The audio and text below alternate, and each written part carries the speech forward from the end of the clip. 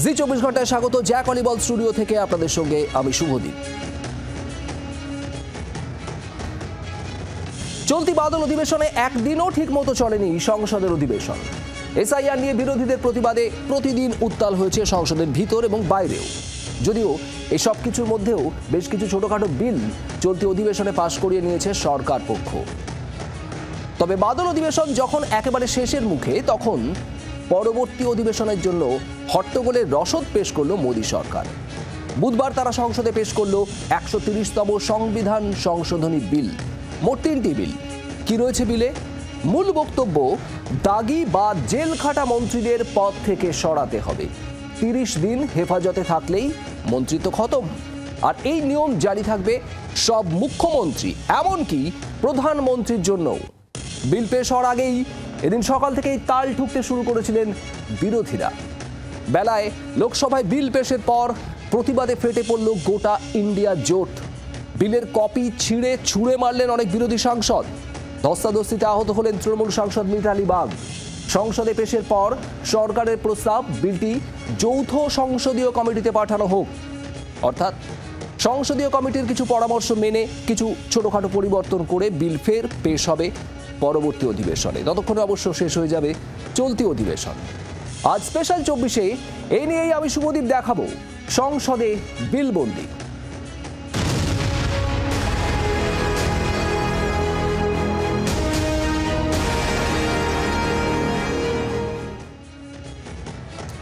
মন্ত্রী গুরুতর অভিযোগে গ্রেপ্তার হয়েছেন এমন ঘটনার ভূভারতে কোনো অভাব নেই। একেবারে হালফিলের হেমন্ত সোরেন বা অরবিন্দ কেজরিওয়ালের কথাই ধরুন না। তবে গ্রেপ্তার হয়ে জেল খাটছেন বলে পদত্যাগ করেছেন এমন নজির কম। হেমন্ত পদত্যাগ করেছিলেন, কিন্তু অরবিন্দ কেজরিওয়াল করেননি। গ্রেপ্তার হয়েও মুখ্যমন্ত্রী হিসেবে কার্যভার সামলে গিয়েছেন জেল থেকেই। তবে এবার আর তা হবে না। অন্তত মোদী সরকারের আনা নতুন বিলে অভিপ্রায় তেমনই।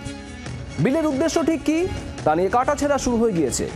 মন্ত্রীদের কলঙ্কমুক্ত রাখা এবং তার মাধ্যমে গোটা সিস্টেমকে স্বচ্ছ রাখাই যদি মূল লক্ষ্য হয়, সেই লক্ষ্য কি এই বিলের মাধ্যমে পূরণ করা যাবে? ও মন্ত্রী মশাই, ষড়যন্ত্রী মশাই, তবে থাক। ও মন্ত্রী মশাই, ষড়যন্ত্রী মশাই, তবে থাক। মন্ত্রীমশাই, সাধু সাবধান। ষড়যন্ত্র করে, অপরাধ করে পার পাওয়ার দিন বোধহয় ফুরোতে চলেছে। মোদী সরকারের প্রস্তাবিত বিল অন্তত তেমনটাই বলছে। বিলে বলা হয়েছে, কোনো কেন্দ্রীয় মন্ত্রী কিংবা রাজ্যের মন্ত্রী যদি কোনো গুরুতর অভিযোগে টানা 30 দিন ধরে হেফাজতে থাকেন, তাহলে 31তম দিনে পদ থেকে সরে যেতে হবে ওই মন্ত্রীকে।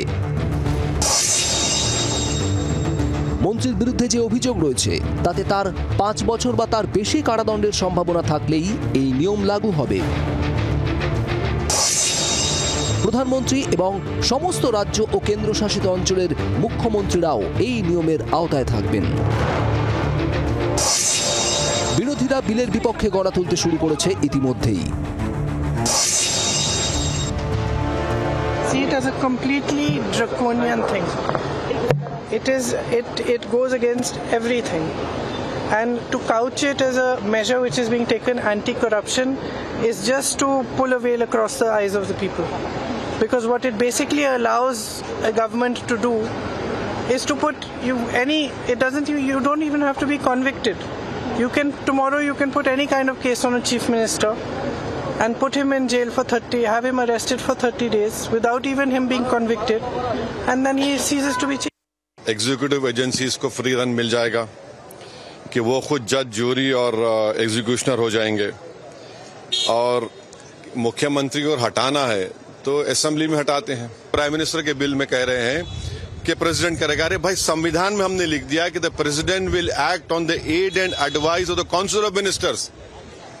ये उसका कॉन्ट्रडिक्शन। दूसरा, गवर्नर को आप इख्तियार दे रहे हैं, गवर्नर आप अपॉइंट करते हैं। ऑल इन ऑल ये हमारी डेमोक्रेसी के लिए, ड्यू प्रोसेस के लिए, बल्कि भारत को एक पुलिस स्टेट बनाने का काम बीजेपी सरकार करना चाहती है इन तीनों बिलों के जरिए, जिसकी हम पुरजोर इसकी मुखालिफत करेंगे, और ये अनकॉन्स्टिट्यूशनल है। ये বিরোধীদের একাংশের বক্তব্য যে এনডিএ এবং নিজেদের দলের মধ্যেও অনেকে এই বিলের মাধ্যমে চাপে রাখতে চায় বিজেপি। एक्यूज्ड और कन्विक्टेड का पूरा फर्क मिट गया। जिस तरह से ईडी के बारे में सर्वोच्च न्यायालय की टिप्पणी थी कि आप राजनीतिक गेम का हिस्सा बन रहे हो, उसके बाद आपको क्या लगता है किसी को पीएमएलए में फिक्टिशियस डाल दो, 30 दिन नहीं आया वो पद, तो ये एक तरीका है कि जहां आप चुनाव नहीं जीत सकते वहां अब आपको हाउस ट्रेडिंग नहीं करना है, टॉपल कर दो, अनस्टेबल कर दो। और मुझे तो लग रहा है कि गृह मंत्री जी के दिमाग में अपने भी दल के कुछ लोगों को निपटाने की योजना। খোদ প্রধানমন্ত্রীও তো এই নিয়মের আওতায় থাকছেন। উদ্দেশ্য মহৎ না হলে এটা কি সম্ভব? বিরোধীদের পাল্টা ভাষ্য তৈরি রয়েছে বিজেপির। বিলে যে 30 দিনের বেশি যদি কেউ জেলে থাকে, সে প্রধানমন্ত্রী হন বা মুখ্যমন্ত্রী হন বা অন্যান্য মন্ত্রীরা হন, এমন ধরনের অপরাধে, যে অপরাধে 5 বছরের বা তার থেকে বেশি সাজা হতে পারে, এই ধরনের প্রাবধান আছে আইনে, সেক্ষেত্রে তাকে রিজাইন দিতে হবে। কিন্তু আমরা বিগত দিনে দেখেছি, আগে অনেক নেতাই মোরালিটিতে সেটা রিজাইন দিয়ে দিতেন, কিন্তু আমরা দেখলাম কেজরিওয়ালজির ক্ষেত্রে তিনি জেলের ভেতরে বসেই সরকার চালানোর একটা চেষ্টা চালিয়েছিলেন। কোনো নিয়ম নেই। এই নিয়মটা বা এই আইনটা আনা হচ্ছে স্বচ্ছতা রাখার জন্য, যাতে ক্রিমিনালাইজেশন কম হয় পলিটিক্সের, সেই জন্য। লোকসভা এবং বিধানসভায় এই বিল পাশ হয়ে গেলেই রাষ্ট্রপতির সম্মতিক্রমে আইনে পরিণত হয়ে যাবে এই বিল। তবে তার অবশ্য এখনো দেরি আছে। বুধবার লোকসভায় কেন্দ্রীয় স্বরাষ্ট্রমন্ত্রী অমিত শাহ 130তম সংবিধান সংশোধনী বিল পেশ করতেই একেবারে ফুঁসে ওঠেন বিরোধীরা।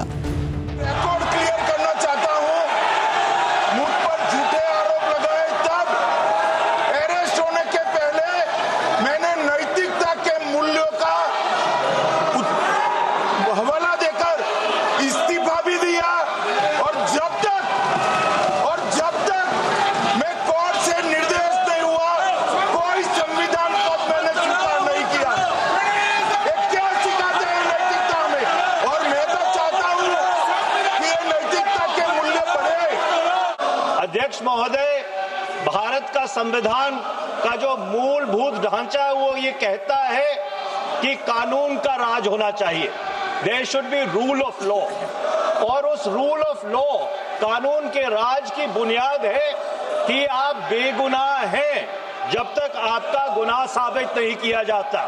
You are innocent until proven guilty. This bill stands that fundamental maxim of jurisprudence on its head. It makes an investigating officer the boss of the Prime Minister of India. বিরোধীদের হট্টগোলে এদিন বারবার মুলতুবি হয়ে যায় লোকসভা। আপাতত বিলটিকে যৌথ সংসদীয় কমিটিতে পাঠানোর প্রস্তাব দিয়েছে সরকার। কিন্তু বিল আইনে পরিণত হলেই কি মন্ত্রীদের অপরাধ আটকানো সম্ভব হবে? মন্ত্রী পদত্যাগ করলেই তো আর দল ক্ষমতা থেকে সরে যাবে না। তাহলে ব্যুরো রিপোর্ট, জি24 ঘন্টা। কেন্দ্রের আনা 130তম সংবিধান সংশোধনী বিলের বক্তব্য, সংবিধানে এমন কোনো ব্যবস্থা নেই যেখানে কোনো মন্ত্রীকে গ্রেপ্তার করার পরে মন্ত্রী পদ থেকে সরানো যায়। প্রধানমন্ত্রী, মুখ্যমন্ত্রী বা কেন্দ্র এবং রাজ্যের যে কোনো মন্ত্রী যে কোনো রকম সংশয়ের ঊর্ধ্বে থাকবেন, এটাই তো কাম্য। আর তাই তাঁদের অপসারণের আইনি ব্যবস্থা করতেই সংবিধানে 75, 164 এবং 239-এর এ অনুচ্ছেদ সংশোধন করা প্রয়োজন। যদিও বিলের তীব্র বিরোধিতায় সরব হয়েছে তৃণমূল কংগ্রেস।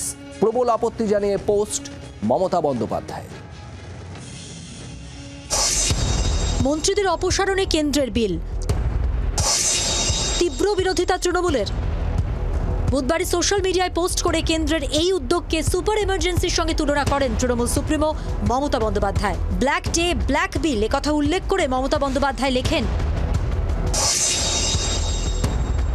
130তম সংবিধান সংশোধনী বিলের নিন্দা জানাচ্ছি। এটা সুপার এমার্জেন্সির থেকে বেশি। ভারতের গণতান্ত্রিক ব্যবস্থার চিরতরে অবসান ঘটানোর একটা প্রয়াস। আমাদের বিচার ব্যবস্থার স্বাধীনতাকে ধ্বংস করে দিতে চায় এই বিল। এটা ভারতীয় গণতন্ত্রের ওপর হিটলার সুলভ আঘাত। এটা নজিরবিহীন।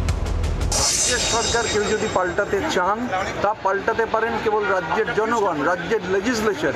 কেন্দ্রীয় সরকারের কোনো ক্ষমতাই নেই এটা করবার। তাহলে এটা ওরা যেটা করতে চাইছেন, রাজ্যগুলোর কোনো গুরুত্ব থাকবে না, মানুষের কোনো গুরুত্ব থাকবে না, শুধুমাত্র ওনারা ওনাদের পছন্দ মতো এই যে আইন আনবার চেষ্টা হচ্ছে। এই আইনের সব থেকে বড় ভয়ঙ্কর দিক হচ্ছে যে এটা একটা সুপার ইমার্জেন্সি ইম্পোজ করা হচ্ছে।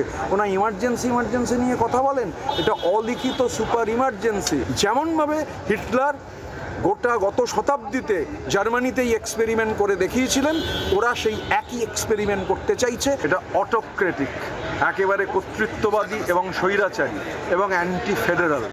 কালকে সেন্ট্রাল গভর্নমেন্ট নিজের ইডি, নিজের সিবিআই তাদেরকে দিয়ে যে কোনো ভুয়ো ফলস কেসে তারা অ্যারেস্ট করতে পারে, আর 30 দিনের মধ্যে সেই স্টেট গভর্নমেন্ট, সেই মুখ্যমন্ত্রী, সেই মিনিস্টারকে স্যাক করতে পারে। আপনি আইনি বিচার ব্যবস্থাকে এড়িয়ে যাচ্ছেন, কারণ বিচার ব্যবস্থারই একমাত্র রাইট রয়েছে কাউকে ইনোসেন্ট বা কাউকে গিলটি প্রুভ করার। এইটা শুধু বিরোধী পক্ষেরও নয়, এটা উইদিন দ্য বিজেপি তাদের যেটা অ্যালাইজ আছে তাদের মধ্যেও যদি কেউ অমিত শাহ, নরেন্দ্র মোদীর কথা না শোনে, তাহলে ঘচাংকু গলা কেটে হবে। সংবিধান সংশোধনী বিলে আপত্তি জানিয়ে পোস্ট করেন অভিষেক বন্দ্যোপাধ্যায়ও। তিনি লেখেন, বিরোধী ও দেশবাসীর সমর্থন সত্ত্বেও পাক অধিকৃত কাশ্মীর পুনর্দখলের সাহস নেই কেন্দ্রের।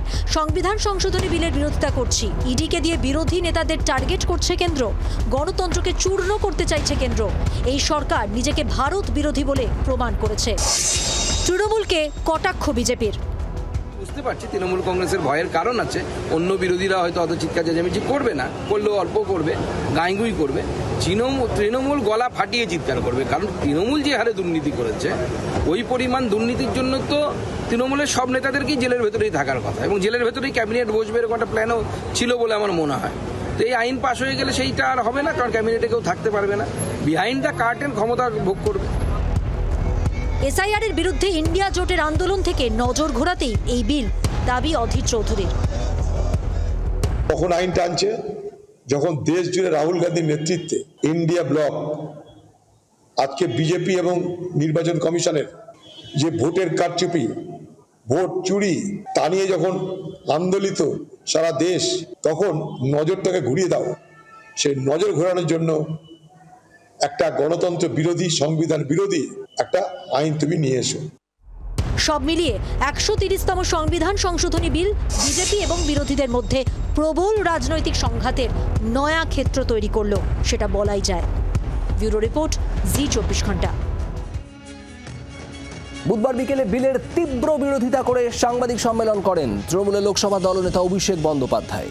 সিবিআই এবং ইডির দায়ের করা মামলায় কনভিকশন রেট নিয়ে প্রশ্ন তোলেন তিনি। ইডি এবং সিবিআই এর বেশিরভাগ অভিযোগ রাজনৈতিকভাবে প্রভাবিত, এই অভিযোগ করে নয়া বিলের যৌক্তিকতা নিয়ে প্রশ্ন তোলেন তৃণমূলের সর্বভারতীয় সাধারণ সম্পাদক। এটার লক্ষ্যটাই ছিল যে সংবিধানকে পাল্টে দেওয়া, এবং 240টা এমপি নিয়ে যারা আজকে 138th কনস্টিটিউশনাল অ্যামেন্ডমেন্ট মুভ করেছে, তাদের হাতে যদি 400টা সাংসদ থাকতো, তারা কি করত? দেশটাকে পৈতৃক সম্পত্তিতে পরিণত করত। মানুষ রুখে দিয়েছে, আটকে দিয়েছে। নজর ঘোরানোর একটা মরিয়া নির্লজ্জ প্রচেষ্টা। আমরা পরিষ্কার বুঝতে পেরেছি যে আমরা বিরোধী পক্ষ থেকে যে প্রশ্নগুলো রেখেছিলাম, এরা নিপুণভাবে সেগুলো এড়িয়ে গিয়ে কোনো সদুত্তর না দিয়ে মানুষকে আরো বিভ্রান্ত করার চেষ্টা করেছে। প্রাক্তন বিচারপতি অশোক গঙ্গোপাধ্যায় অবশ্য এই বিলের পক্ষেই মত দিয়েছেন। মন্ত্রীদের মধ্যে দুর্নীতি রুখতে এটা একটা পদক্ষেপ বলে মত তার। জনপ্রতিনিধিদের মধ্যে দুর্নীতি রোধ করার জন্য এটা একটা বলিষ্ঠ পদক্ষেপ, এবং আইনটা মধ্যে কোনো খারাপ ব্যাপার কিছু নেই, বরং বলা যেতে পারে এটা গণতন্ত্রের পক্ষে শুভ ইঙ্গিত। কিন্তু আইনটার অপপ্রয়োগটা যদি হয় তাহলে সে ব্যাপারটা খারাপ। এখন সেটা অপপ্রয়োগ হবে কি হবে না, সেটা তো আইন আসার আগে বলা যায় না।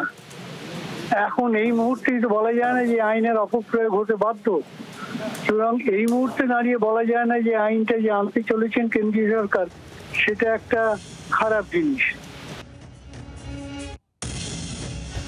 আইনজীবী মহল দ্বিধাবিভক্ত মোদী সরকারের এই নয়া বিল নিয়ে। এই বিল আখেরে কি কোনো স্বচ্ছতা আনবে কেন্দ্র বা কোনো রাজ্যের সরকারে, নাকি আদতে সবটাই রাজনৈতিক? নরেন্দ্র মোদীর সরকারকে দেখে মনে হচ্ছে যে তারা মানসিকভাবে প্রস্তুত যে এমন লোকেরাই মন্ত্রী হবেন যারা জেলে যেতে পারেন, এটা প্রথম। আর দ্বিতীয় বক্তব্য হচ্ছে, ক্ষমতায় থাকাকালীন তারা যদি দেখতে পান বা তাদের পক্ষে যদি সম্ভব হয় কাউকে একজনকে জেলে পাঠিয়ে দিয়ে সেখানকার সরকার দখল নিয়ে নেওয়া, তাহলে তাদের কাছে এটা একটা অতীব সুন্দর জিনিস হবে, যেমন আপনারা দেখেছেন ঝাড়খণ্ডে হয়েছে। তাই আমার ধারণা এই জিনিসগুলো করে সাংবিধানিক এবং গণতান্ত্রিক পরিকাঠামোর উপরে আক্রমণ হানছে, এবং মুখ্যমন্ত্রী মমতা বন্দ্যোপাধ্যায় যে কথা বলেছেন তার কোনো বিচ্যুতি হচ্ছে বলে আমার মনে হয় না। প্রত্যেকটি বিলেরই একটা ভালো দিক এবং খারাপ দিক থাকে, যদি সেটা সঠিক উদ্দেশ্যে প্রয়োগ করা হয়। তো সেই জায়গায় দাঁড়িয়ে যেটা 30 days কাস্টাডিতে যদি কেউ থাকে, তার 5 years এর বেশি যদি কোনো একটা অফেন্সের জন্য সাজার জন্য তাকে কাস্টাডিতে রাখা হয়, সেক্ষেত্রে রিমুভাল একটা প্রস্তাব এসছে। যারা ইলেকশনে কন্টেস্ট করছে তাদের যদি কোনো ক্রিমিনাল রেকর্ড থাকে বা তাদের যদি কোনো একটা ক্রিমিনাল কেস পেন্ডিং থাকে, সেখানে কোনো পার্টিসিপেট করতে পারবে না। এই ধরনের ইস্যুগুলো কিন্তু এখানে একটা ডিসকাস হবে। উদ্দেশ্যটা সঠিক কিনা বা সেইটা ঠিকমতো ইমপ্লিমেন্ট হচ্ছে কিনা সেটা কিন্তু দেখতে হবে, তবেই কিন্তু বিলের যে ইমপ্লিমেন্টেশনে সঠিকভাবে হবে। কেন্দ্রের আনা এই বিল ঠিক কি উদ্দেশ্যে আনা হচ্ছে? বলা হচ্ছে সরকারি ব্যবস্থায় স্বচ্ছতা আনতে সাহায্য করবে এই বিল। যদিও রাজনৈতিক বিশ্লেষক সুমন ভট্টাচার্যের মতে গোটা পৃথিবী জুড়ে অতি দক্ষিণপন্থী রাজনীতির যে উত্থান হচ্ছে, এই বিল তার নিদর্শন। এটা অবশ্যই গণতন্ত্রের জন্য বিরাট বড় একটা ধাক্কা। আমি দেখছিলাম ওয়াইসি যেটা বলেছেন, অর্থাৎ পুরো অধিকারটা চলে যাচ্ছে রাষ্ট্রপতি এবং রাজ্যপালের হাতে, যারা দুজন কিন্তু আমাদের সংবিধান অনুযায়ী যারা টিটুটালি মানে সাংবিধানিক প্রধান, তাদের আসলে কোনো ক্ষমতাই নেই। প্রধানমন্ত্রী নরেন্দ্র মোদী যার সরকার এই বিলটা পেশ করছে, কিছুদিন আগে ব্রিক্সের জন্য ব্রাজিলে গেছিলেন। ব্রাজিলের যার সাথে দাঁড়িয়ে উনি হ্যান্ডশেক করেছেন, সেই লুলা, যিনি ব্রাজিলের সবচেয়ে জনপ্রিয় নেতা, তিনি দুর্নীতির দায়ে জেলে গিয়েছিলেন।